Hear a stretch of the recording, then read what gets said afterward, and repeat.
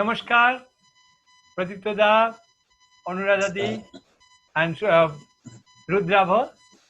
Yes, নমস্কার, প্রণাম Sanjita. welcome to an aspiration. We are discussing about the establishment and sustainability of a male dancer in terms of socio-economic system. And today, I think it's a very, very special episode where we are getting a successful male dancer as a family, head of the family, along with his like beloved wife and son. They all are dancers. I think that's why today's episode is very, very special. কারণ কি প্রদীপ্তদা অনুরাধাদি এনারা দুজনে নাচকে সঙ্গ করে পুরো জীবনটা কাটাচ্ছেন এবং সেই সঙ্গে সঙ্গে ওনাদের পুত্র রুদ্রাভ এই নাচকেই তার জীবনের অঙ্গ হিসেবে নিয়ে নিয়েছে। তা আমার মনে হয় যে আমরা যেটা আমার আলোচনার বিষয় যে establishment and sustainability of a male dancer, এইটাই মনে হয় একটা আদর্শ মানে মানুষের মানে জীবনের সফলতা, যখন নাকি তার পেশাটা শুধু তার নিজের জীবন নয়, সেই সঙ্গে সঙ্গে তার পরিবারকে এবং তার পরবর্তী প্রজন্মকেও উদ্বুদ্ধ করতে পারে। তা সেই জন্য অনেক অনেক শুভেচ্ছা এবং আপনাদেরকে প্রণাম প্রদীপ্তদা এবং অনুরাধাদিকে, গুরু প্রদীপ্ত নিয়োগী, অনুরাধা নিয়োগী এবং ওনাদের পুত্র রুদ্রাভ নিয়োগী।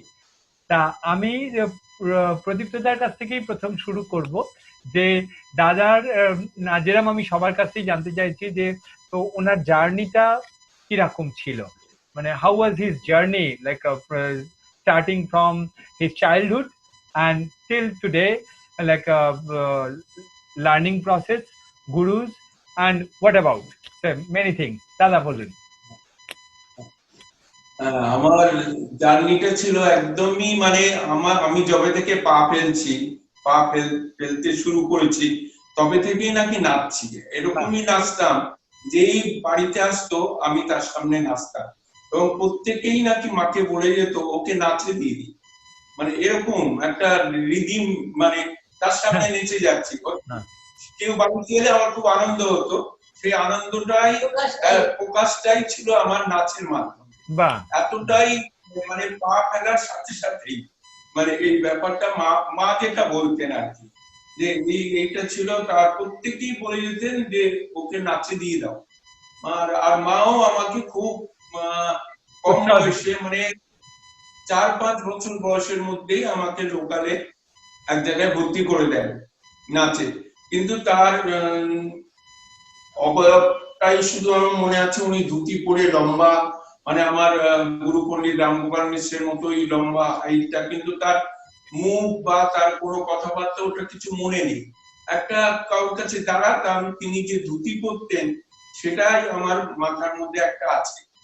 আর তারপর পরবর্তীকালে খুব তাড়াতাড়ি সেই জায়গাটা অফ হয়ে যায় আমার, সেটা একদম বাড়ির পাশে ছিল। তারপরে আমি আবার একটা জায়গায় যাই, মা নিয়ে যান, সেখানে আমার দীর্ঘ প্রায় গ্রাজুয়েশন পর্যন্ত ওনার কাছে থাকি। নাম হচ্ছে শ্রী সুদীপ বন্দ্যোপাধ্যায়। হ্যাঁ, মাস্টারমশাই এখন প্রায় 90-এর কাছাকাছি হয়েছে। মাস্টারমশাইয়ের ব্যাপারটা কিরকম ছিল, আমি মাস্টারমশাই বলতাম যে এত নাচ, মানে নানা রকম রাবীন্দ্রিক, নানা রকম, আর উনি গুরু প্রহ্লাদ দাসের স্টুডেন্ট ছিলেন। হ্যাঁ, সেই কত্থকের বোল, ওই নাচ, মানে তার মধ্যে এত প্রাণবন্ত ছিল আর এত টান ছিল, কবে সেই রোববারটা আসবে, কবে যাব, মানে ওনার ব্যাপারটাই ছিল একটা অন্য আঙ্গিকে।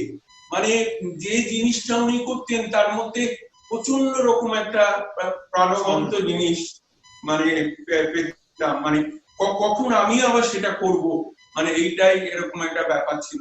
আর খুব চন্দিত ছিলেন, খুব সবাইকে নিয়ে থাকতে ভালোবাসতেন। এখনো পর্যন্ত মানে আমার সাথে খুব ভালো যোগাযোগ আছে। তা যাই হোক, তার পরবর্তীকালে আমি যখন গ্রাজুয়েশন কমপ্লিট করি তখন ক্যালকাটা বামগার্লস স্কুলে আমার এক জাতুত দিদি চাকরি করতেন, তার কাছে বিশাখা দাশগুপ্ত মানে উদয় শঙ্করের খুব জানি উনি খুব উনি এখন লন্ডনে ওই ইয়েতে বার্মিংহামে থাকেন মনে হয়, মানে ম্যানচেস্টারে না বার্মিংহামে থাকেন, বিশাখা দি আমি জানি। হ্যাঁ বিশাখাদি হ্যাঁ বিশাখাদি একদিন দিদিকে অফিসে মানে টিচার সঙ্গে বলেছে, জানিস তো মানে ও উদয় শঙ্করও খুব ছেলে অভাব করতেন, এখন অমলা শঙ্করও খুব মানে ছেলের অভাব ফিল করে। তখন দিদি বলেছে আমার ভাই না খুব নাচতে ভালোবাসে, বলে আমাকে পেছনে উঠে এসে একটা পেছনে জোরে কিল মার। আমি কিমান তুই এতদিন ধরে তোর সাথে চাকরি করছিস, তুই বলিসনি তোর ভাই নাচ নাচ ভালোবাসে? এরকম আর কি, ওকে কালকেই দেখা করতে বলবি। তা আমি বামগাল শেষ করে গেতে গিয়ে তবে সবে গ্রাজুয়েট হয়েছি, কলকাতায় চিনি না আমি, এই নিউ ব্যারাকপুরের ছেলে, নিউ ব্যারাকপুর কলেজে পড়তাম, আচার্য প্রফুল্ল চন্দ্র কলেজ। আর খুব হোমসিক ছিলাম, মানে বাড়িতে মার কাছে থাকতাম, বাড়িতে বাড়ির ব্যাপার, আমার কোনো পাড়ায় একটা বন্ধু বান্ধব নেই, কেউ নেই, কোনো আড্ডা আড্ডা ওইসব ব্যাপারটাই আমার কোনোদিন নেই। যাই হোক, দিদি তো নিয়ে গেলেন, বিশাখা দিয়ে নিয়ে গেলেন আমার শঙ্করে, তখন একটা রিহার্সাল চলছে, রিহার্সালটা শেষ হয়ে গিয়ে বিশাখা দিয়ে পরিচয় করে দিলেন যে খুব নাচ ভালোবাসে। মানে বলে ঠিক আছে, তাহলে তুমি এতক্ষণ ধরে যেটা দেখলে তার একটা কিছু দেখাও। আমি বলছি আমি তো দেখে মানে, আর সব থেকে বড় ব্যাপার ছিল ওখানে সরোদ, বাঁশি, তবলার জল তরঙ্গ পিতারদা বাজাতেন, মানে এরকম 7-8 জন মিউজিশিয়ান নিয়ে ক্লাস হতো। এটা একটা মানে অপূর্ব জিনিস। হ্যাঁ শুনেছি তাই। হ্যাঁ, ওরকম মিউজিক বাজছে, আর সেখানে নাচছে সাধনদা, অচ্যুত নারায়ণ চ্যাটার্জি, তারপরে পিনাকিদা, তারপরে মানিকদা বলে একজন, মানে এরকম সব সিনিয়র ডান্সাররা নাচছে। মেয়েদের মধ্যে মমতা শঙ্কর, তনুশ্রী শঙ্কর, পিয়ালি, ভাস্বতী, পিয়ালি এখন এতে আছে বার্মিংহামে থাকে আছে মিডল্যান্ড আর্ট সেন্টারের হয়ে, এরকম সবাই নাচছে। কারণ দিদি আমি তো এসব দিকে পাগল হয়ে যাবে, ঠিক আছে ঠিক আছে, মানে তুমি ওকে একটা মুভমেন্ট দেখাও তো আমাদের, এরকম একটা মুভমেন্ট দেখাতে বললেন, আমি সেই মুভমেন্টটা করে দেখালাম। তো উনি কি বুঝলেন কে জানে, উনি প্রায় 2-3 মিনিট ওই একটু মানিকদের সাথেই বোধহয় কথা বললেন, না কার সাথে কথা বলি, আমাকে বলছেন 16 তারিখে আমরা পাটনা যাব, তুমি যাবে আমাদের সাথে? মানে ওই প্রথম এতে 5th মে ছিল ওই প্রথম হয়ে, আর 16 তারিখেই পাটনায় শো, 4 দিন শো। তা আমি বললাম হ্যাঁ যাবো। বলে তুমি হ্যাঁ যাবে, তুমি বাড়িতে জিজ্ঞেস করো। আমি গ্রাজুয়েশন হয়ে গেছি, এখন আর কিছু পড়াশোনা করবো না, আমি যাবো। বলে ঠিক আছে, তাহলে তুমি আমাকে কনফার্ম হলো। আর এত তারিখে তখন বাসন্তী কি একটা গার্লস স্কুল আছে বোধহয়, বাসন্তী, ওইখানে আমাদের রিহার্সাল ফেলেছিলেন, আমাকে জায়গাটা বুঝিয়ে দেওয়া হলো, আমি সেখানে এই প্রথম রিহার্সালে গেলাম। আর দিদি আমাকে একটা বললেন, তোমার মধ্যে কোনো বেশ নেই নাচের, মানে বেশটা নেই, তা তোমাকে, কিন্তু তুমি এত নাচ ভালোবাসো, বিশাখা এত বলছে, তা আমার এইটাই দরকার, আর কিছু দরকার, তুমি নাচ ভালোবাসো এটাই দরকার। ঠিক আছে, আর আমি কি বেশ জানি না জানি আমি পরে বাড়িতে এসে ভাবছি, কিন্তু মাস্টারমশাইয়ের যে জিনিসটা খুব মানে আমাদের মধ্যে উঠিয়েছিল আর কি, তার জন্যই আমি ওইটুকু করতে পারতাম, তার জন্য। এবং সাথে সাথে উনি আমাকে দলে নিয়ে দিলেন, মানে ওনাদের গ্রুপে নিয়ে দিলেন, এবং আমি 16, 17, 18, 19 4 দিন ধরে ওইখানে নানা রকম ছোট ছোট ছোট ছোট আইটেম আমাকে দিলেন, অনেকগুলো, মানে ঢোকা বেরোনো এমনি করে করে দিলেন। আর কি আনন্দ আমার, সে কি বলবো, যে ওদের সাথে এরকম গ্রুপে যাচ্ছি, তা খুব আনন্দ হয়েছিল ওই প্রথম। এবং ওই যে ঢুকলাম, আর আমি কোন গ্রুপ, তারপর থেকে যত গ্রুপ যেখানে গেছে আমি গেছি, হতে হতে 1 বছরের মধ্যে প্রায় গ্রুপের 1 নম্বর হয়ে গেলাম। মানে যত ভালো আইটেম সবকিছু উনি আস্তে আস্তে আমাকে তোলাতে শুরু করেন। মানে আমাকে যেটা দেখিয়ে দিতেন তারপর দিন আর সেটা মানে আমাকে কিছু বলতে হতো না। আমি বাড়িতে এসে সে রাত্রে 11টা হোক 12টা হোক বা ওখানে যাওয়ার আগে সে তখন তো আর কোনো পড়াশোনা নেই, কিছু নেই, বাড়িতে পড়েছে, গ্রাজুয়েট হয়েছে। প্রচন্ড মানে একদম বাবা মা ছিলেন প্রাইমারি স্কুলের টিচার, কিন্তু একটা কি অদ্ভুত ব্যাপার, নাচ নিয়ে তারা কোনোদিন আমাকে কিছু বলেননি, কিন্তু আমি পারিপার্শ্বিক অনেক মানে কমেন্ট শুনেছি নাচ নিয়ে, আমার নাচ নিয়ে নাচ করিস কেন, হেন তেন বন্ধুদের মধ্যে। সে কলেজ লাইফে যখন আমি 3rd ইয়ার পাস করে যাচ্ছি, তখন একজন ওই একটা মানে প্রতি বছর হয়ে গেলে একটা ফাংশন হয়, হ্যাঁ, তখন আমারই পাড়ার ছেলে ও কি করে যে সেক্রেটারিকে বলেছে যে ও ভালো নাচ জানে। তখন বলছি তুই তো বলিসনি তো, তখন তখন কিন্তু প্রোগ্রামের দিনই বলেছে। তখন বলছে একটা না ওরকম করে হয় না, না কোনো ক্যাসেট না কোনো কিছু, আমি প্রোগ্রাম করি। তা এই প্রথম জানতে পারলাম, কারণ কেউ কোনোদিন আমার কোনোদিন চলন বলন আজকালকার একটু বোঝা যায়, ছেলেরা যারা নাচে তাদের একটু চলন বলনের মধ্যে বোঝা যায়, কিন্তু আমার কোনোদিন ওই ব্যাপারটা ছিল না। যাই হোক, এইভাবে পড়াশুনো একদম মানে দু চোখের বিষ যাকে বলে সেটা ছিল, পড়তেই পারতাম না। কিন্তু আমার বাড়িতে সব টিচার, মা টিচার, বাবা টিচার, পড়তেই হবে, তোমাকে গ্রাজুয়েট হতেই হবে। বাংলায় বোধহয় 30, ইংলিশে 31 পেয়ে পাস করেছি। কিন্তু যেই হায়ার সেকেন্ডারি হয়ে গেল, গ্রাজুয়েশনে আমি পার্ট 1 পার্ট 2 দুটোতেই আমি ডিস্টিংশন নিয়ে পাস করলাম। মানে সে হাই নম্বর, 100-র মধ্যে 88, 100-র মধ্যে সায়েন্স, ফিজিক্স, কেমিস্ট্রি, ম্যাথমেটিক্স এত ভালো ছিল তখন। আর বাবা জ্যাঠামশাই সব টোল ছিল, আর আমাদের পড়ার জায়গা ছিল মার রান্নাঘরে। মাও তখনকার দিনে ইন্টারমিডিয়েট পাস ছিলেন, খুন্তির ঠেকা খেতাম, ওই মার কাছে পড়া সবকিছু। তা যাই হোক, এইভাবে একটা চললো। তখন বাবা প্যারালিসিস মতো হয়ে গেলেন, তখন আমি বাবার ক্লাসটা নিতাম, সায়েন্সে এটা নিতাম। আর বাবা যেই গ্রাজুয়েট হয়েছে, বাবা বাড়িতে সবসময় কখন জানা একটা কাট করে একটা ওই এমপ্লয়মেন্ট একটা কাট করে গ্রাজুয়েট হয়েছি, যার বাবা, হ্যাঁ বাবা আমি কাট করবো না, আমি নাচে থাকবো, আমি চাকরি করবো না, জানা বাবা একটা কাট করে আনা, গ্রাজুয়েট তো হয়েছিস। সেই করে করে বাবা আমাকে কাট করা। তারপরে খুব শিগগিরই মানে 71-এই বোধহয় একটা ইন্টারভিউ এলো ল্যাবরেটরি হিসাবে। তা আমি তো আমাকে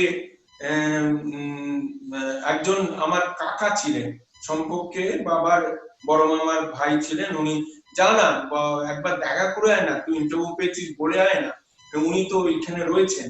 অ্যাকচুয়ালি আমি পেয়েছিলাম কন্ট্রোলার অফ কোয়ালিটি অ্যাসুরেন্স, এটা স্মল আর্মসে, হ্যাঁ, রাইফেল ফ্যাক্টরিটা ঢুকে মেইন গেট দিয়ে ঢুকে এদিকে হচ্ছে ডিএম, এদিকে হচ্ছে ব্রিগেডিয়ার।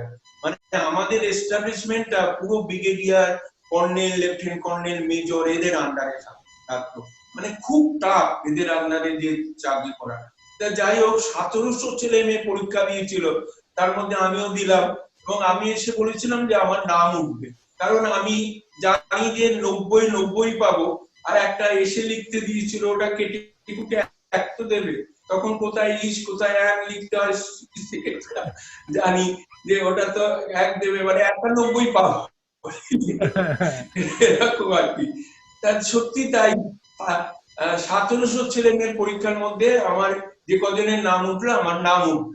আমি যে অ্যাপ্লিকেশনটা ছিল তাতে ক্লাসিক্যাল, আমার হবি ক্লাসিক্যাল ডান্স লিখেছিলাম। এবার হ্যাঁ, এবার আমার ঘটনাচক্রে মানে যিনি চেয়ারম্যান ছিলেন, উনি বাঙালি ছিলেন, গণেশ গাগরু। তুমি লিখেছো ক্লাসিক্যাল ডান্সার, কি ক্লাসিক্যাল ডান্স করবে এরকম আমাকে। আমি তখন বললাম কথা করে এরকম উদয় শঙ্কর কালচার সেন্টার নাচ, উদয় শঙ্কর কালচার সেন্টার নাচো, অমলা শঙ্করকে চেনো? আমি যে ওনার রান্নারই তো নাচি। অমলা নন্দী ছিল জানো, মানে আমার সাথে ওই নিয়ে গল্প করতে, অক্ষয় নন্দী না কি নাম বললো বলে বাবা, এরকম উনি একে অনেক কিছু কথা বললেন। যাই হোক, তা হয়ে উনি একজন মেজরকে বললেন ওনাকে যদি কিছু জিজ্ঞেস করো তোমরা একটা সেন্ট্রিফুগাল ফোর্স নিয়ে একটু জিজ্ঞেস করো, আমি তো সায়েন্সে ভালোই, ব্যাস আর আমাকে বার করি। মানে আমার গণেশ রাজগুপ্ত উনি পুরো নাচ নিয়ে আমাকে সব জিজ্ঞেস করলেন যে আমাদের একটা ফাংশন হলে তুমি করতে পারবে কিনা, তুমি একটা ফাংশন অর্গানাইজ করতে না। আমি তো সব মাথা নেড়ে যাচ্ছি। তারপরে উনি অন্যদের কোনো সব অফিসারদের বললেন তোমরা যদি কিছু প্রশ্ন করো, তাহলে একজন মেজর একটা আমাকে প্রশ্ন করলেন, আমি উত্তর দিলাম, আমাকে বললেন ওকে। তারপরে আমার চাকরি হয়ে গেল। মানে 5 জন মাত্র পেলো, তার মধ্যে আমি ভাবতে পারিনি যে পড়াশুনো যার মানে দু চোখের বিষ ছিল, হ্যাঁ, যে পড়াশোনার পরে অনেকই নানা রকম ইনচনে পড়াশুনো করে, আমি কিচ্ছু করিনি, কারণ আমি জানি তো আমি চাকরি করবো না, আমি নাচে যে করেই হোক নাচের কোথাও ঢুকবো। যাই হোক, সে হয়ে গেল, আমার চাকরি হয়ে গেল। হ্যাঁ, হ্যাঁ, তারপরেই আমি ওই উদয় সম কালচার সেন্টার তো মে মাসে 69 এর গ্রাজুয়েট আমি। হ্যাঁ, 69 এর গ্রাজুয়েট, 70 গিয়ে 70 সালের 5 মেতেই আমি অমলা শঙ্কর জয়েন করে গেছি। তারপরে 72 এর নভেম্বরে আমি চাকরিতে জয়েন করলাম, আর 72-এই আমি গুরুকে পেলাম পণ্ডিত রামগোপাল মিশ্র। আমি ঠিক এই নাচ না, আমি ওর মধ্যে আমি বলে নিই, আমি একবার মহারাজজির নাচ দেখেছিলাম, মহারাজজি সব, হ্যাঁ, পণ্ডিত বিরজু মহারাজজি, মানে ওই পিরিয়ডের মধ্যে মহারাজজির নাচ থেকে না আমি পাগল হয়ে গেছি। মানে মানে কি যে পাগল, কি যে দেখলাম, মানে আমি ভাবতে পারছি না। তা যাই হোক, তা আমি মানিকদাকে বললাম, মানিকদা আমার না খুব কত্থক শিখতে ইচ্ছে করে। বলে কত্থক শিখবি, তারা বিশাল গুরু আছে বলে আমাকে এই গুরুজির কাছে নিয়ে গেলে, ও পণ্ডিত রামকুমার মিশ্রের কাছে নিয়ে গেলে। তা যাই হোক, গুরুজির কাছে ওখানে গেলাম, নাচ শুরু হলো। আর গুরুজি রাত, তখন আবার ফ্যাক্টরিতে আমি চাকরি করি, তখন গুরুজি বললেন তুমি এরকম এই দিন রাত্রিবেলা 8:30 নাগাদ আসবে। তা আমি ওই ঘুঙুরের ব্যাগ ওই অফিসের পাশে একটা দোকানে রেখে কাজকর্ম করে, তখন 6:30 অব্দি ডিউটি ছিল। আমি নানা রকম ভাবে অফিসারদের এইসব বলে স্পেয়ার লিভ নিয়ে, আর্ন লিভ ক্যান্সেল করে, এইসব করে করে বেরিয়ে পড়তাম ফ্যাক্টরি থেকে। এই নিয়ে, এই বেরোনো নিয়ে অনেক ঝামেলা হতো। তখন আমার একজন কলিগ বললো তুই এক কাজ কর, তোর রোজই তোর এই যাওয়া আর এই নিয়ে ঝামেলা, তুই দিল্লিতে চিঠি লেখ যে আমি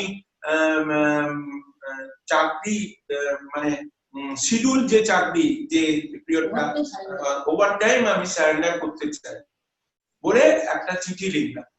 তখন দিল্লি থেকে অ্যাডমিন অফিসারকে জোর করে চিঠি লিখলো, তুমি কেন একে এন্টারটেইন করো, এ এত ক্লাসিক্যাল ডান্স নিয়ে করতে চাইছে, একে ইমিডিয়েট এক্সেম্পটেড করো ওভার টাইম থেকে। ব্যাস, আমার 4:30 ডিউটি হয়ে গেল।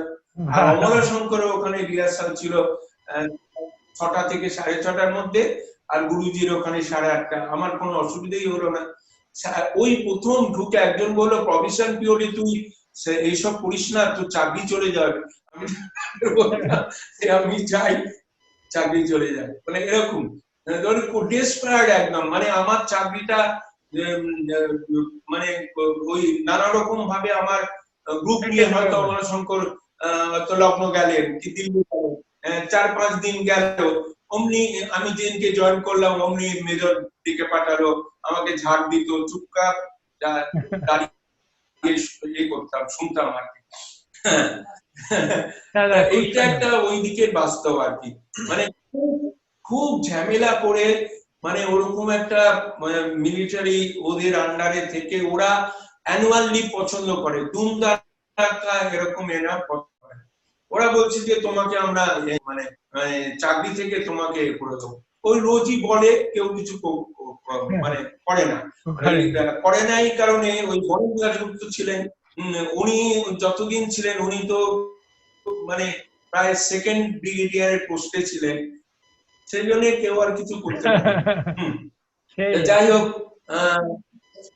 তারপরে আমি মাস্টারমশাইয়ের কাছে গেলাম। মাস্টারমশাই নাচ দেখে বললেন যে তোমাকে আগেই নাচটা একটু ভুলতে হবে। হ্যাঁ, আমি না মানে ভাবলাম ভুলতে হবে কি করে, ধা দিন দিন না পায়ে গিয়ে গিয়ে করতাম, মানে সব ঠিক আছে, কিন্তু আমার তো একটা আবার আছে, এই দুটো মিশলে আবার মানে প্রবলেম হবে। তা তুমি একটুখানি যদি তুমি কি পুরোপুরি আমার কাছে এ করবে? আমি চাই হ্যাঁ গুরুজি আমি পুরোপুরি এখানে থাকবো। তখন উনি আমাকে শুরু করলেন সবকিছু। ওই উঠে দাঁড়িয়ে গুরুজি গুরুমা বলতেন যে উনি সাধারণত কাউকে উঠে দাঁড়িয়ে খুব কম নাচ শেখাতেন। হ্যাঁ, কিন্তু আমাকে ভাও থেকে আরম্ভ করে এই উঠে দাঁড়িয়ে আমাকে শেখাতেন। তা যাই হোক খুব ভালো লাগতো। গুরুজির ওখানেও একটা বিরাট টাইম চলে গেল। তারপরে কোন দিকে বলবো আমি বুঝতে পারছি না না। হ্যাঁ, গুরুজি উদয় সংঘ কালচার সেন্টার যাচ্ছে, প্রচুর শো। মানে তখন আনন্দ শঙ্কর হচ্ছেন মানে গ্রুপ লিডার, মানে কোথায় কে যাবে, ধরো দিল্লি গেল, বোম্বে গেল, যেখানে গেল, একটাই গ্রুপ ছিল তখন। আর আনন্দদা পুরো অর্গানাইজ করত। আর এটা নিয়ে তখন মানে রোজই প্রায় চৌহানের বলে একটা বাস ছিল, সেই বাসে দুর্গাপুর যাচ্ছি, আসানসোল যাচ্ছি, মেদিনীপুর যাচ্ছি, বর্ধমান যাচ্ছি, মানে যাচ্ছি খালি। তখন মানে আর অন্য কোনো টিমের কোনো সেরকম কোনো অস্তিত্ব ছিল না। আর গ্রুপের সেরা আমি তখন সেরা হয়ে গেছি। বলছি ওইটা যে মানে উদয়শঙ্কর নৃত্যধারার মধ্যে দিয়ে তো আপনার তখন পুরো চলছে। আর সেই সঙ্গে কথকের শিক্ষাটা কিভাবে, মানে কথকে কিভাবে আসলেন? মানে গুরুজির কাছে তো শিক্ষা, এবং একভাবে চলছে একদম।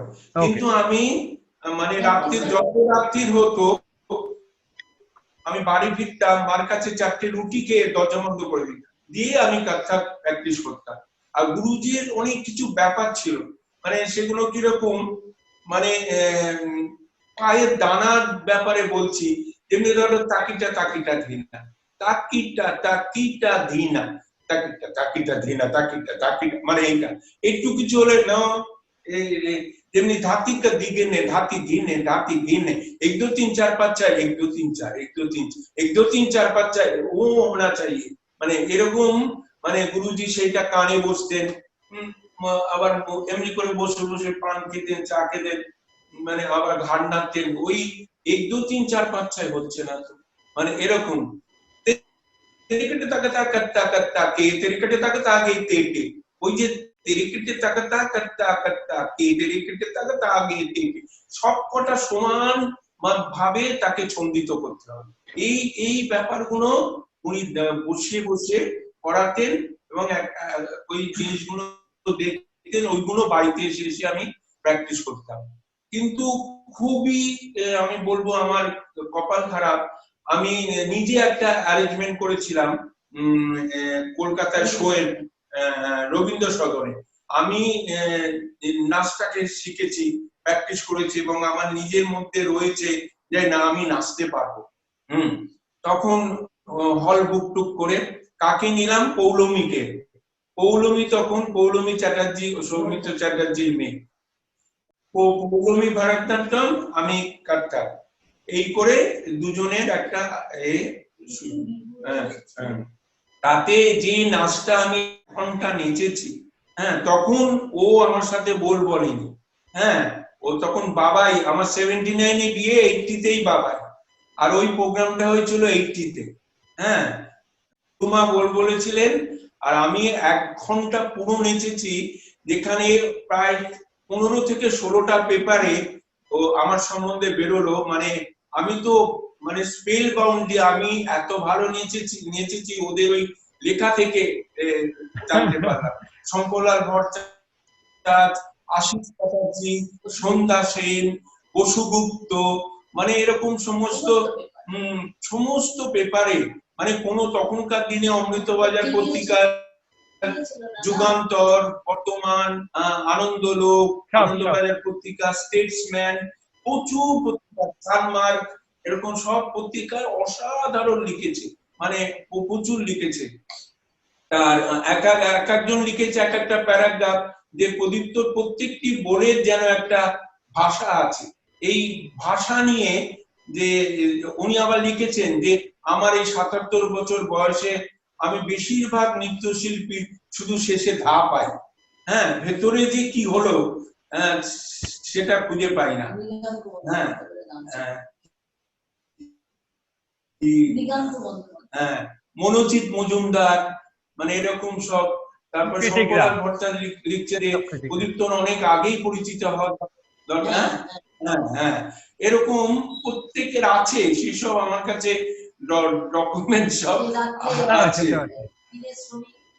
হ্যাঁ, দিনে শ্রমিক, রাতে অর্জুন কিংবা অরুণেশ্বর, মানে এরকম রিভিউ বেরিয়েছে।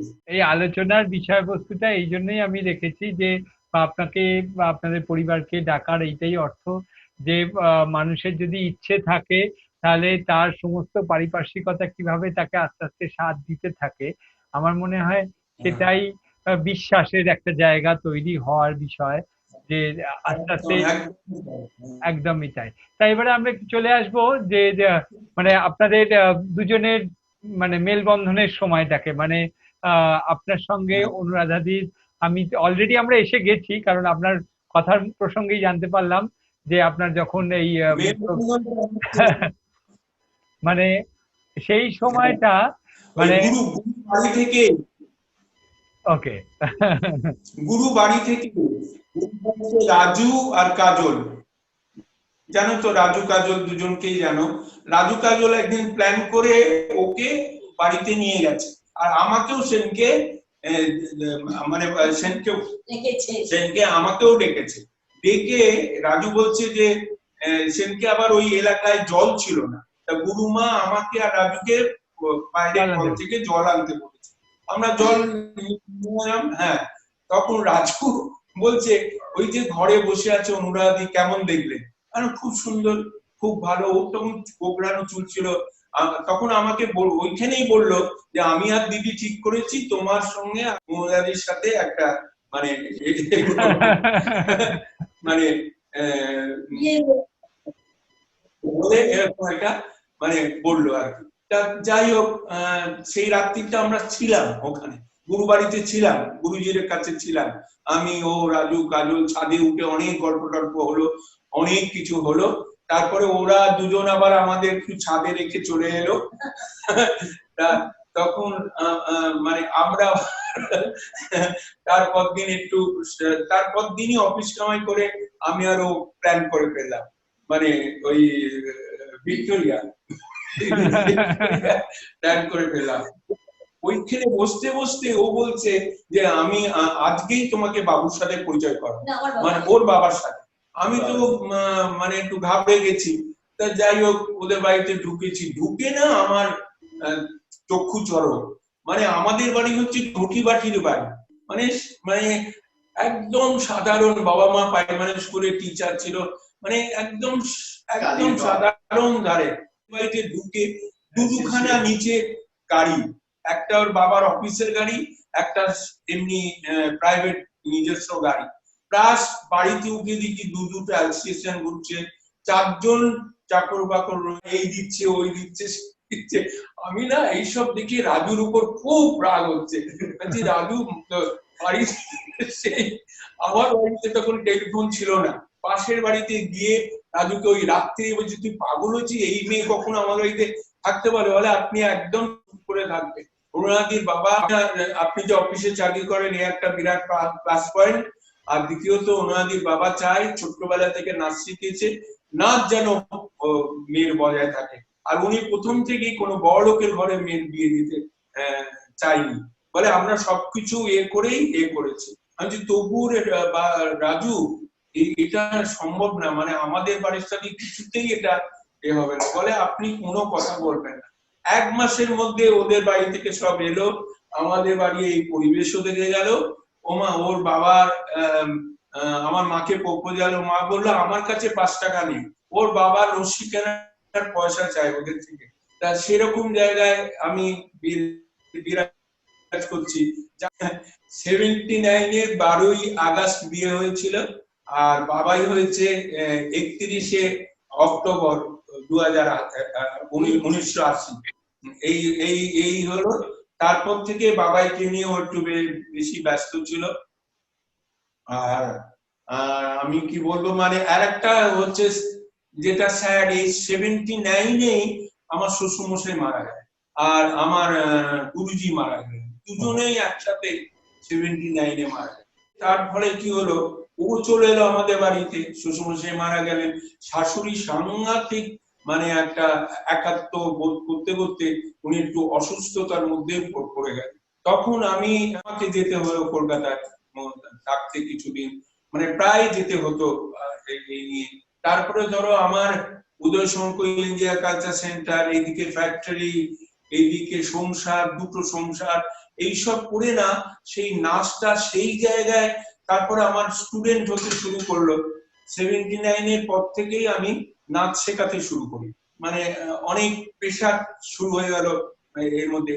তারপরে এই এত কিছু মধ্যে থেকে খুব প্রেশার হলো, আর তখন এই নাচটাকে নেশাটা পেশা হিসাবে একদম চলে গেল নাচটা।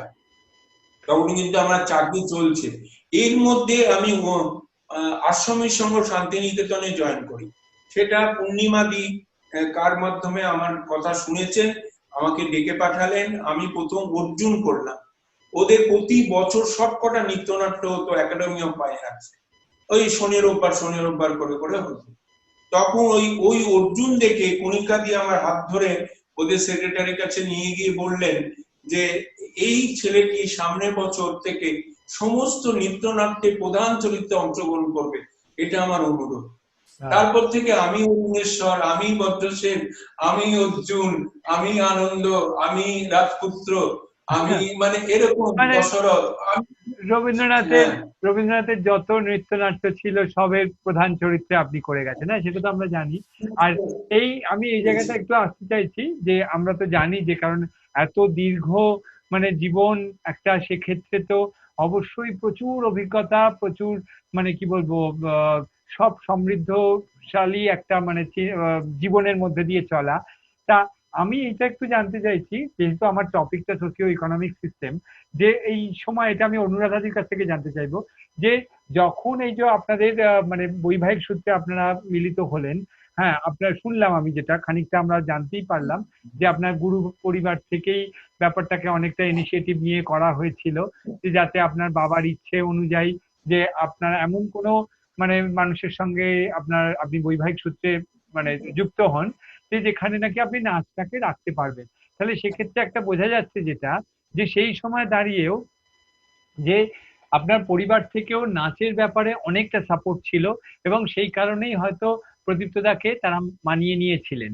কিন্তু আশপাশের আত্মীয় স্বজন বা বন্ধু বান্ধব এই জায়গাটাকে যে আপনাকে কি মানে কি শুনেছেন, যে কারণে একজন পুরুষ নৃত্যশিল্পী, সে একজন মানে যে পাত্র, হ্যাঁ, তো সেই জায়গাটার আমি একটু জানতে চাইছি আর কি।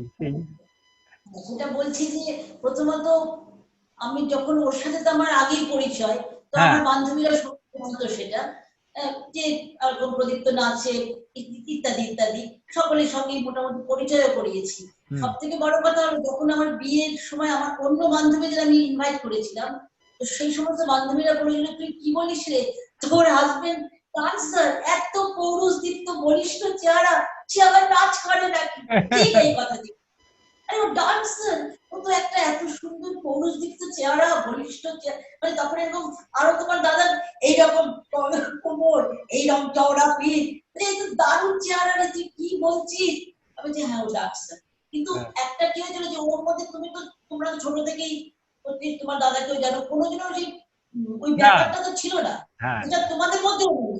বর্তমানে তো প্রজন্মের কিছু এই জিনিসটা এসে গেছে, সেজন্য আমি কোনোদিন কোনো বাধা পাই না। আমার বাবার দুটো জিনিস হলো, একটা হলো যে তার মেয়ের সেফটি সিকিউরিটি, বিকজ তোমার দাদা একটা অত ভালো জায়গায় সেন্ট্রাল গভর্নমেন্টে সার্ভিস হোল্ডার, আর দ্বিতীয়ত বাবা বুঝলেন যে না এই ফ্যামিলিতে মানে আমার শাশুড়িও খুব ভালো ছিলেন, ভীষণ সমর্থন সম্পন্ন মানুষ ছিলেন, যে না আমার মেয়ের নাচটা বজায় থাকবে। আমার বাপের বাড়ির সকলে, আমার চিন্তাও আমার যারা আছেন এখনো বেঁচে, মামা মামিরা যারাই রয়েছেন, প্রত্যেকে মানে একে একেবারে ভীষণ ভীষণ ভালোবাসে। তাদের কাছে ওটা ব্যাপারই নেই যে ডান্সার। খুব ভালো। এই প্রদীপ্ত একটা গুণী, প্রদীপ্ত একটা মানে এখনো তাদের কাছে যে একটা গুণী ব্যাপার, মানে খুব আদরের জামাই এবং খুব মানে গর্ব করার মতন জামাই, একদম খুব ভালো। আচ্ছা, আমি এই সূত্রেই আমি রুদ্রাবর কাছে জানবো যে রুদ্রাব, ছোট থেকে তুমি তো এই পরিবেশের মধ্যে, আমি জানি যে যেখানে বাবার একটা সরকারি চাকরি ডেফিনেটলি ছিল, সেই সঙ্গে সঙ্গে যখন থেকে তোমার মানে জ্ঞান হতে শুরু করলো, তুমি বাড়িতে দেখলে যে মা বাবা দুজনেই মানে নাচ করছে, তা তুমি এটার মধ্যে কিভাবে ঢুকে পড়লে? মানে সেটা কি অজান্তেই, নাকি মা বাবা জোর করে, না কিভাবে, সেইটা একটু যদি ছোট্ট করে বলো, সেটা তাহলে জানতে পারবো যে এই মানে ধারাটা কিভাবে চলেছে। অ্যাকচুয়ালি ছোটবেলাতে তো জন্ম থেকেই দেখছি, সত্যি কথা, বাবা মা নাচ করেন, কিন্তু আমি একদম পছন্দ করতাম না। মানে বাবা মা নাচ করাটা দু চোখের বিষ ছিল আমার কাছে। আর তেমনি মানে বাবা মা বাড়ি থেকে চলে যাবে প্রোগ্রাম করতে, এবং আমি খুব হ্যাপি, আমার দিদার সঙ্গে আমি থাকবো, বেশ বাড়িতে রাজা একটা ব্যাপার, কেউ বকার নেই, কেউ কিছু বলতে পারবে না, দিদাদের কাছে যাবো আদরে বাদর তৈরি হয়, কিছু জ্বালাতাম প্রচন্ড, দিদাকেও জ্বালাতাম প্রচন্ড। কিন্তু যেহেতু একটা কালচারাল ফ্যামিলি থেকে বিলং করছি, তো বাবা তখন বলেছিলেন মানে আমার ছোটবেলাতে কিছু তো একটা নিশ্চয়ই করতেই হবে, তো আমাকে সেতারে ভর্তি করেছিলেন বাবা। আমি কুমার বোসের মায়ের কাছে প্রথম সেতার শিখতে ভর্তি হই, আমাদের পাড়াতেই থাকে।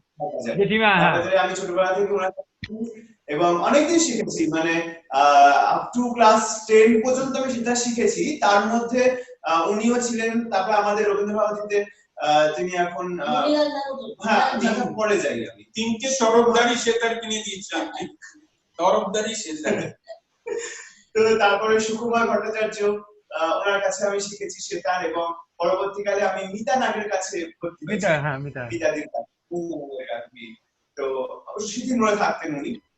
তো এটাই ক্লাস 10-12 পর্যন্ত কন্টিনিউ করেছিলাম সেটার, কিন্তু সেটা একদমই যেরকম মানে চর্চাটা যেরকম হয় আর কি, রেগুলার প্র্যাকটিস করা, মানে যদি আমি নাচ করতাম হয়তো বাবা সেভাবে নাচটাকে ইয়ে করতেন যে না রেগুলার প্র্যাকটিস করো, কিন্তু সেটারটাও ঠিক সেরকমই ছিল।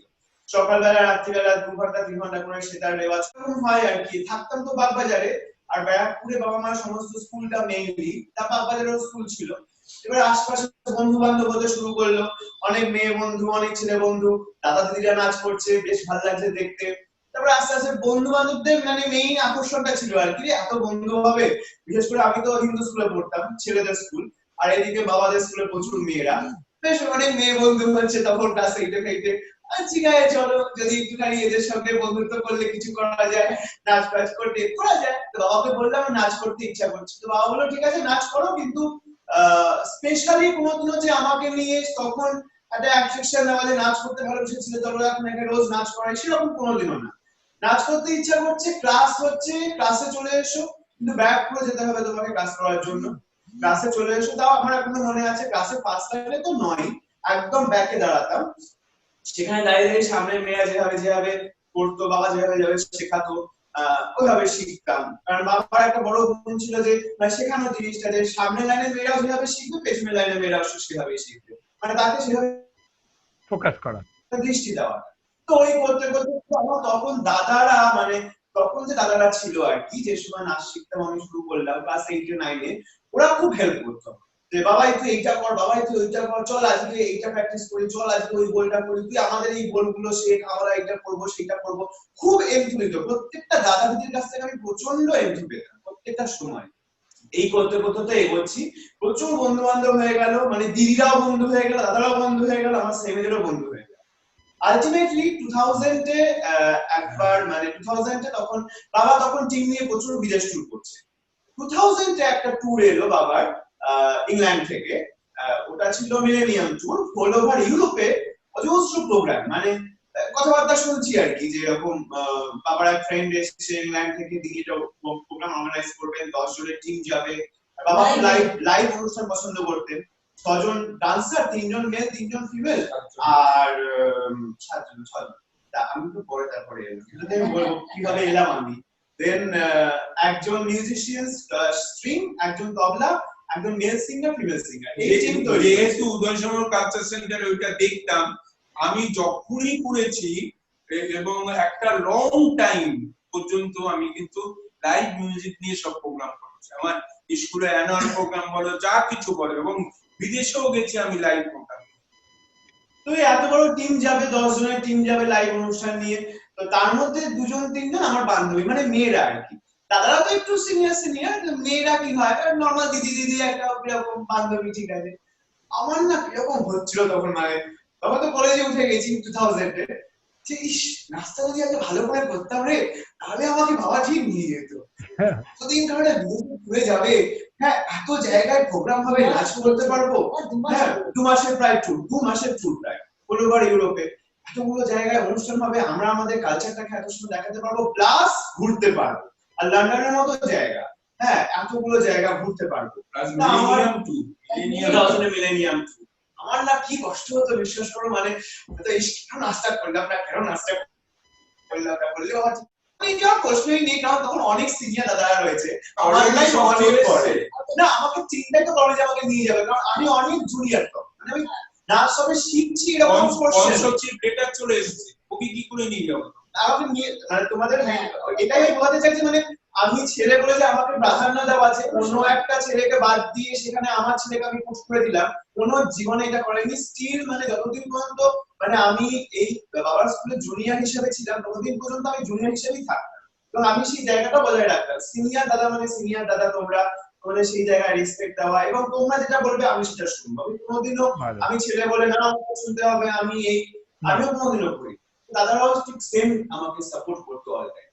তো 2000 ওরকম বাবার এক কাকা তখন লন্ডনে থাকতেন, তিনি বললেন তোরা প্রতি বছর আসছিস, প্রোগ্রাম করছিস, তো ছেলেটাকে একবার নিয়ে আসতে পারিস। তো বাবা বলে যোগ্য হোক তবে তো নিয়ে যাবো। বলো ঠিক আছে, যোগ্য সে পরে হবে, আমি আমার নাতিকে নিয়ে আসবো। তো সেটা শুনে তো আমার একদম মানে নাতিকে নিয়ে আসবো না, ও তখন জোর করলো। তখন আমি কাকাকে ফোন করলাম, কাকা তোমার নাতি যেতে চাইছে, কিন্তু আমরা সবকিছু পেয়ে, বলে ঠিক আছে আমি এক্ষুনি পাঠিয়ে দিচ্ছি স্পন্সরশিপ লেটার। ও কাকার আলাদা এসেছিল, সব আলাদা, আমার সব আলাদা ছিল। ও চলে, ও কাকার ওই ট্যুরিস্ট ভিসাতে ও গেল, গিয়ে চুটিয়ে আমাদের সাথে। তারপরে বাবা বললো যে যখন যাবি তখন নাচ, মানে শুধু ঘুরতে যাওয়ার জন্য কি দরকার, নাচ কর। সেইটাই হয়ে গেল আমার লাইফে একটা ট্র্যাজেডি বলতে পারো, যে 3 মাসে 3 বছরের কাজ হয়েছে। মানে ওই সময়তে যে একটা 2000 একটা মিলেনিয়াম ট্যুর হবে, সেটা টাইমটা ছিল পূজোর সময়। তো আমরা মোটামুটি মে মাসের মধ্যে বাবার পুরো টিম রেডি, মানে কারা যাবে ঠিক হয়ে গেছে, চিঠি ফিটিও সব চলে এসেছে। তো ওই মে মাসের শেষ থেকে যে একটা উদ্যম রিহার্সাল, সেটা রিহার্সাল ছিল না আমার লাইফে, একটা ক্লাস ছিল পুরোটাই, মানে একটা লার্ন, যে সকালবেলায় 3 ঘন্টা রেওয়াজ কাটতাম, দেন 3 ঘন্টা ক্লাসিক্যাল ক্রিয়েটিভের যে সমস্ত মুভমেন্ট, কালচার সেন্টারের মুভমেন্ট, বাবার মঞ্জুস চক্রের মুভমেন্ট, এবং বাবার নিজস্ব ক্রিয়েশন যেগুলো, সেইগুলোকে রেওয়াজ করা। মানে সেই জাম্প করছি আমরা, 50টা 60টা করে জাম্প করাচ্ছেন বাবা ছেলেদেরকে মেয়েদেরকে, সেই একটা মানে 10 বছরের কাজ আমার 1 বছর হয়ে গেল বলতে গেলে। এবং আমারও তখন একটা আলাদা এনার্জি চলে এসেছে যে আমাকে এনিহাও ভালো দেখাতেই হবে, যাতে মানে এই জায়গাটা বাবার নামটা না নষ্ট হয়ে যায়, বা কেউ না বলে যে ওই ছেলেটিকে একটা ভালো নাচলো না, ঠিক কেন নিয়ে এসছো একে, এইরকম যেন না হয়। তো সকাল থেকে রেওয়াজ করতাম, প্র্যাকটিস করতাম, আবার বাড়িতেও আমি চিন্তা যে না আমাকে এটা ভালো করতেই হবে। খুব ভালো। তো সেই করে করে আর কি একটা ভালো লাগা তৈরি হয়ে গেল, এবং তারপর থেকে আস্তে আস্তে ভালোবেসে ফেললাম চলা শুরু, এবং তারপরে আর কিছু জানি তারপরে তো আমরা জানি রুদ্রাভ এখন তো রেগুলার বেসিসে কাজ করছে, কাথাকো করছে, এবং সেই সঙ্গে সঙ্গে মানে উদয়শঙ্কর নৃত্যধারা, বা যেটাকে আমরা অনেক সময় ক্রিয়েটিভ বলে থাকি আর কি, হ্যাঁ সেটা আলাদা প্রশ্ন যে কি নামে ডাকবো একটা নৃত্যশৈলীকে, সেটা আলাদা, কিন্তু কিন্তু কাজের মধ্যে রয়েছে, সেটা আমরা জানি। তা আমি শেষ চলে আসছি, কারণ আমাদের সময়টাকেও মাথায় রাখতে হয়। আমি যেটা একটা জিনিস 3 জন মানে পুরো পরিবারের কাছ থেকে জানতে চাইবো, যে আজকের প্রদীপ্ত দা, এবং আমি ওই প্রসঙ্গটা একটু আমি বলেই দিই, কারণ আমি জানি ওই একটা দীর্ঘ গল্প আর রয়েছে একটা, যে আমি যতটা জানি যে প্রদীপ্ত দা একটা সময় ভলেন্টিয়ার রিটায়ারমেন্ট নিয়ে, মানে যখন নাকি উনি সেন্ট্রাল গভর্নমেন্টের চাকরিও উনি ছেড়ে দিয়েছিলেন, এবং তারপরে শুধুই মানে ফুল টাইম ডান্সার।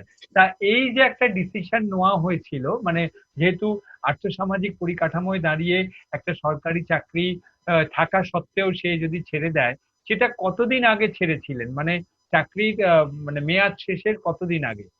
এটা ছেড়েছিলাম এই কারণে যে আমি জানতে পেরেছিলাম যে ভলেন্টিয়ারি রিটায়ারমেন্ট নিলে একটা টাকা পাওয়া যায়, সেটা অন্তত আমাদের ডাল ভাত আলু ভাজা তিনজনের হয়ে যাবে, মানে এইটুকুন আমার মাথায় ছিল যে সেটা দিয়ে হয়ে যাবে। তখন কিন্তু আমার এরকম রমরমা, কারণ তখন আমি সমানে মানে অমলা শঙ্কর, ডক্টর মঞ্জুশ্রী চাকরি সরকার নিজের টিম নিয়ে একের পর এক মানে প্রতি বছরই প্রায় ইন্টারন্যাশনাল ট্যুর করছি।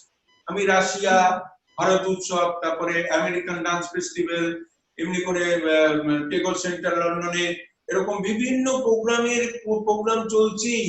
তখন কিন্তু আমার এই ধরনের স্টুডেন্ট আমার হয়নি। আর বাবাইও তখন দায়িত্ব ছিল, ও পড়াশোনার সবকিছু, মানে বাবাই 8-9 অব্দি পড়াশোনার দায়িত্ব ও নিয়েছে। এটা কোন ইয়ার, কোন সালে? এটা হচ্ছে 92, 72 তে চাকরিতে ঢুকেছিলাম, 92 তে 20 বছর হয়। কিন্তু আমার এত উইদাউট পে হয়েছিল যে আমার 94 এর এপ্রিল অব্দি চাকরি করতে হয়েছিল, নালে আমার কোয়ালিফাইড সার্ভিস হতো না। তা সেইটা হয়েছে, মানে আমি প্রথমে 20 ইয়ার্সেই অ্যাপ্লিকেশন করেছি, তখন ওরা যে তোমার পারবে না, তোমার এত উইদাউট পে, কারণ তখন প্রচুর ইন্টারন্যাশনাল ট্যুর ছিল, তখন তার জন্য তোমাকে আরো এইটুকুন সময় চাই, তখন নাক কান বুঝে ওইটুকুন চাকরি করে নিয়েছি। করে আমি দেখলাম যে সেরকম কোনো দ্বিমত করলো না, মানে আমার চাকরি ছাড়াটা নিয়ে। তখন আমি বললাম যে আমি এই মাইনেটা পাবো, মানে রিটার্ন, সবটা হচ্ছে ওর হাতে দিয়ে দিতাম। এবার ও সেটা নিয়ে, আর আমার তখন যেটুকুন সাহানা স্টুডেন্ট এই নিয়ে ও খুব সুন্দর সংসার, ওই সময় একটুখানি অসুবিধে হয়েছে ঠিকই, কিন্তু চালিয়ে এসছে। তারপর থেকে আর কোনো, আস্তে আস্তে আমার বাপকে, ও জবে থেকে পুরো হাল ধরেছে, মানে বাবাই জবে থেকে নিজের মতো বুঝে নিয়ে গেছে, ও জবে থেকে সাহানার পুরো হাল ধরেছে, তবে থেকে কিন্তু সাহানা বাড়তেই থেকেছে। বাচ্চার পর বাচ্চা ভর্তি হচ্ছে, সমস্ত হচ্ছে আন্টির মানে একটা ব্যাপার। এই নিয়ে তারপরে পরিপূর্ণতা আসে, আবার এই ধস নামলো। না ধস কিছু নামবে না, না এটা ঠিক হয়ে যাবে। আমরা সেই আশায় থাকবো যে খুব শিগগিরই আমরা আবার ফিরে আসব। অবশ্যই আমরা তো জানি যে এই একটা যে পরিস্থিতির মধ্যে দিয়ে সারা দুনিয়া যাচ্ছে, সেটা তো একটা খুবই মানে কি যে হবে অনিশ্চিত একটা ভবিষ্যৎ। হ্যাঁ, তো সেক্ষেত্রে আমি সবাইকে এটা জিজ্ঞেস করছি, হ্যাঁ, যে আপনারা এইটাকে কিভাবে দেখছেন এবং আপনারা কিভাবে এটাকে ডিল করছেন, বা আপনাদের কি আশা যে কিভাবে হয়তো এইটা হলে ভালো হয়, সেই ব্যাপারে যদি একটু মানে মতামত আমি জানতে চাইবো। যে এই যে পরিস্থিতিটার সম্মুখীন মানে গোটা জগৎ, এটা তবে আমার যেটা একটা ব্যক্তিগত যে ধারণা বা মানে বোধের জায়গা, যে এটা তো শুধু আমাদের মানে শিল্প জগতের জন্য নয়, এটা পুরো বিশ্বের জন্য আজকের আমাদের একটা মানে একটা অন্য রাস্তা দিয়ে যাচ্ছি। সেটা কি শিল্প, কি ব্যবসায়ী, কি ডাক্তার, কি ইঞ্জিনিয়ার, মানে সমস্ত পেশার মানুষদেরই একটা মানে দুবিধার মধ্যে, একটা দ্বন্দ্বের মধ্যে দিয়ে চলছে যে ভবিষ্যৎটা কি। তা আপনারা কিভাবে এটাকে দেখছেন এবং এটা নিয়ে কি ভাবছেন? আমি একটা কথা বলছি যে আমি মানে কি বলবো, একটু আশাবাদী। মানে আমি ভাবছি যে, বুঝতে পারছি যে সবাই খুব বিপদ, সবাই, শুধু আমি বলে নয়, আমাদের সমস্যা, ব্যবসায়িক জগৎও তাই, সবাই মানে একটা বিপদের মধ্যেই পড়ে আছি। কিন্তু আশায় নিয়ে রয়েছি কেবল, মানে জানি না এটা হয়তো মানে কি বলবো সায়েন্স নয়, কিন্তু একটা জানি যে পজিটিভিটি মানুষকে অনেক সময় একটা স্থিতিশীলতা এনে দেয়। আমি সেই পজিটিভিটি যে একদিন ভালো হবে। হ্যাঁ, এখন তো একটু বিপদ হবেই, এখন সকলেই আমরা ঝামেলার মধ্যে রয়েছি। এই যে ক্লাসগুলো করাচ্ছি, ধরো অনেকে আমরা অনলাইনে করাচ্ছি, অনেকে আমরা ওই কি বলবো যেটা ওই যে রেকর্ড করে করাচ্ছি। এতে কি হচ্ছে, হয়তো বেশ কিছু বাচ্চাদের সত্যি কথা প্রবলেম, তারা পড়াশোনা করবে নাকি আমার নাচ করবে না কোথায় যাবে, এত কিছু তাদেরও প্রবলেম হচ্ছে। তাও বলবো যে সব জায়গাতে তোমাদের মানে যারা যারা আমরা স্কুল চালাচ্ছি বা করছি, কিছু ছাত্রছাত্রীরা রয়েও গেছে, তাদের কাছে আরেকটা আমি মনে করি যে এই যে নাচ গান এখন যে সময়, এই নাচ গানটা কিন্তু মনটাকে একটু ভালো রাখছে, একটু ভরিয়ে রাখছে। কিছু কালচার বলছেন যে দিদি এত পড়া আন্টি জানো, এত পড়া, বাচ্চাগুলো চায় নাচ শিখতে, এরকমও শুনছি। একদমই তাই, যে না আবার ফিরে আসবে, আবার আবার স্কুল জমজমাট হবে, আমার নয় সবার, যারা আমরা সংস্কৃতিটা তার মধ্যে এই যে আমাদের যে এই যে ফেসবুক বা ইউটিউব অনুষ্ঠানগুলো চলছে, বা তুমি যেটা করছো বা আমিও টুকটাক সবাই করছি, সবাই করছে, সবাইকে এনকারেজ করছি। মানে হয়তো তারা হয়তো অনেকে ভীষণ ভালো করছে, কয়েকদিন হচ্ছে একটু বাজে করছে বা একটু ভুলভাল হচ্ছে, ঠিক আছে, কিন্তু তারা যে করছে, তারা যে করছে একদম বন্ধ হয়ে যায়নি সংস্কৃতিটা, আমাদের সংস্কৃতিটা আসলে বন্ধ হয়ে যেত। এই যে যেটুকু করছে ছাদে উঠে ঘরের মধ্যে যেটুকু করছে নিজের খুশিতে আনন্দে, হয়তো ভুলভাল আছে, ঠিক আছে, সে ভুলভালটা পরে তার গুরু ঠিক করবেন, আমাদের দেখা দরকার নেই, কিন্তু এনকারেজ করা যে না করো তোমরা, তাহলে কি হবে, এই যে সংস্কৃতিটা বজায় থাকবে, এটাই আমার বক্তব্য, সংস্কৃতি বজায় থাকবে। তারপরে না কোনো বাবা অনেকে আছে যে বাবার কত নাচ, বাবা নাচ দেখতে কিন্তু ইয়ে হয়ে গেলাম, এটা বলা উচিত না, করুক না, সবাই নিজের আনন্দে নাচুক না, তাদেরও যারা নাচছে আমরা তো বসে আছি, হ্যাঁ দেখি না বাচ্চারা কি নাচছে বা ও কি নাচছে, দাদা অনুষ্ঠানটা সম্মান মানে এর থেকে যে এতগুলো এত গুণী ব্যক্তিরা যারা তোমার আগে যারা শুনছিলাম অনুষ্ঠানগুলো, হ্যাঁ, যে কত গুণী গুণী ব্যক্তিরা, এদের তো আমরা বক্তব্যটা শুনতে গেলে হয়তো সবসময় শুনতে পারি, সত্যি কথা, দিল্লি যাওয়া তো সবসময় সম্ভব না, বম্বে যাওয়া সম্ভব না, কোথায় যাওয়া, এনাদের লেকচার দেওয়া শুনতে গেলে আমাদের ওখানে যেতে হবে, বা কলকাতায় কটা অনুষ্ঠান আমরা গিয়ে দেখতে পারি, সুযোগটা পাই। একদমই তাই, একদমই তাই। মিডিয়াটা কিন্তু আমাদেরকে অনেক সাহায্য করছে যে আমরা অনেক জানতে পারছি, এই যে পজিটিভিটিটা, ওনাদের কাছে ভালো ভালো কথা শুনছি, ওনাদের জীবনের সময় জানতে পারছি, ওনারা বলতে এটা করো সেইটা করো, কত কিছু জানতে পারছি, তো এটা তো অনেক ভালো জিনিস। আমাদের মনে হয় লকডাউন পিরিয়ডে পজিটিভ। না আমিও সেটাই, যে আমি সবসময় সবার সঙ্গেই বলছি, বিশেষ করে মানে পরবর্তী প্রজন্মের সঙ্গে, যে আমরা অনেক সময় ভাবি যে সমস্যাটা বুঝি শুধু আমার একার, এবং এটাই সব থেকে বেশি সমস্যা। যতক্ষণ না আমি অন্যকে শুনছি, অন্যকে জানছি, ততক্ষণ আমরা এটা জানতে পারি না যে এটা আমার একার সমস্যা নয়, বা আমার সমস্যাটাই সব থেকে বড় সমস্যা নয়। এই সমস্যা আরো অনেকের সমস্যা, বা এই সমস্যার মধ্যে দিয়ে আমার আগেও আরো অনেকেই গেছেন। তাই সেইটা থেকে যদি আমরা শিক্ষা নিয়ে নিই এবং সেটাকে পাথেয় করে যদি আমরা এগোতে থাকি, আমার মনে হয় সেটাই তো জীবনের সার্থকতা। হ্যাঁ, যে কোনো মানুষের জীবনে সেটাই সার্থকতা, কারণ সব শেষে গিয়ে আমাদের নিজেদেরকে ভালো থাকতে হবে, মানে এটা জীবনের মূল উদ্দেশ্য মনে হয়।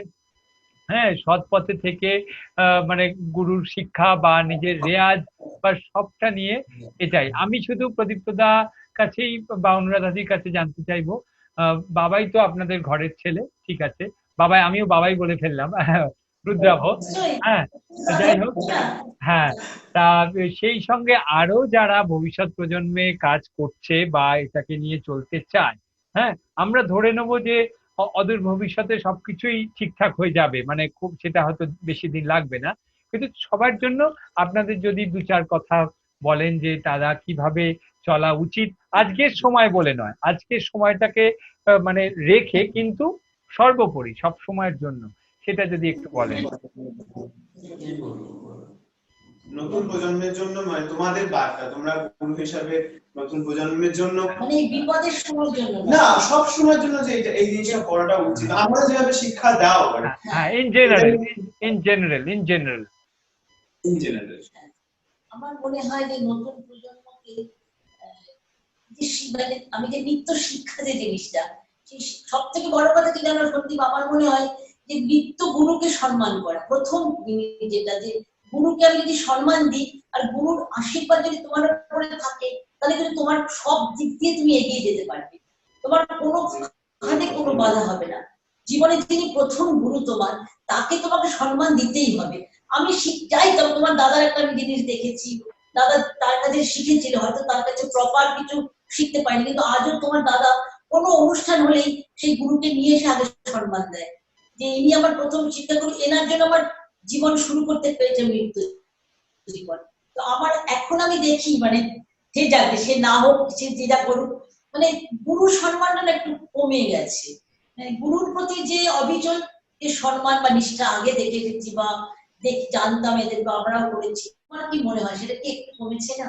তোমার কি মনে হয় বল? আমি তোমাকে প্রশ্ন করছি। না দেখুন, গুরুদের প্রতি যে অবিচল নিষ্ঠা না এই আমি প্রজন্মে আমি আমি ব্যক্তিগতভাবে সবটাই, আমি কি বলে না, মানে নিজে যেটা করব সেটাকেই মানে আর সেটা বিশ্বাস করি বলেই তো করি। আমরা যে কোনো কাজ তো আমি কিছু বললেই তুমি করবে কি কে সেটা তো নয়। আমি যদি কোনো কাজ করি তার মানে সেটাই আমার বিশ্বাস আছে। আমার গুরুর কৃপায় আপনারা সবাই জানেন যে মানে শ্রীলেখা মুখার্জি, আমি আজকের 41 বছর মানে দিদিকে এখনো মানে এই এখনো লকডাউনে আমি মানে শিখছি। হ্যাঁ, তো সেই জন্য আমি নিজে এটা করে যাচ্ছি। হ্যাঁ, এরপরে কে কি করবে সেটা তার একেবারে ব্যক্তিগত ব্যাপার। আমি যেটা, হ্যাঁ, আমি আমারটাকে বলতে পারি যে আমার কি করা উচিত বা আমার কি চিন্তা ভাবনা। এই আমি শব্দটা বড্ড চলে আসছে, কিন্তু এক্ষেত্রে তো আমি শব্দটা চলেই আসে। কারণ আপনি বা আমি সবার কথাই বলছি যে আমরা কি ভাবছি সেটাকে আমরা আমাদের কাজ দিয়ে প্রকাশ করতে পারি। এবার সেটা দেখে যদি কেউ অনুপ্রেরণা নেয় তাহলে সেটা ভালো কি খারাপ সেটা তাদের ব্যাপার। হ্যাঁ, মানে সেটা তারা সেটাকে আর এটা না সেই রামকৃষ্ণ দেবের কথার মতন যে মানে না, এটা সেই উপলব্ধির মতন, মানে ঈশ্বরকে কারুকে দেখানো যায় না। ঈশ্বর যে দর্শন করে সেই বোঝে যে ঈশ্বর লাভের কি আনন্দ। যেমন আমি বলছি, আমি পাই যে আজকের যে জায়গা থেকে দাঁড়িয়ে আমরা যে জায়গায় কাজ করছি সেটা তো গুরু কৃপা, আর সেটা একদিনে হয় না। আর সেটা মানে মানে শুধু বাইরে লোক দেখানো বা মুখে বলেও হয় না, সেটা ভেতর থেকে হতে হয়। এবং তার যে আশীর্বাদটা সেটাও মানে আসতেই থাকে। ওটা একটা মানে কি বলবো, একটা দীর্ঘ জার্নি, মানে একটা লম্বা মানে পথ চলা। এবং সেই জায়গা থেকে দাঁড়িয়ে সেটা আমার মনে হয় এটা অনেকটা উপলব্ধি, আমার মানে ব্যক্তিগত যে মতামত। এটা হচ্ছে গুরুর আশীর্বাদ, আর গুরুর যদি আশীর্বাদ থাকে না, তুমি জীবনের পথে এগিয়ে যেতে পারবে। এই এত বিপদ আপদের মধ্যেও কিন্তু ঠিক তুমি এগিয়ে যাবে। একদম। আর হচ্ছে আরেকটা কথা, সেটা হচ্ছে সাধনা করো। সবাইকে বলবো তুমি সাধনা করো, নৃত্য চর্চা যারা শিখছো তাকে চর্চা করো, সঠিকভাবে চর্চা করো, আর কিচ্ছু চাই না, সঠিকভাবে চর্চা করো, মনেও আনন্দ হবে।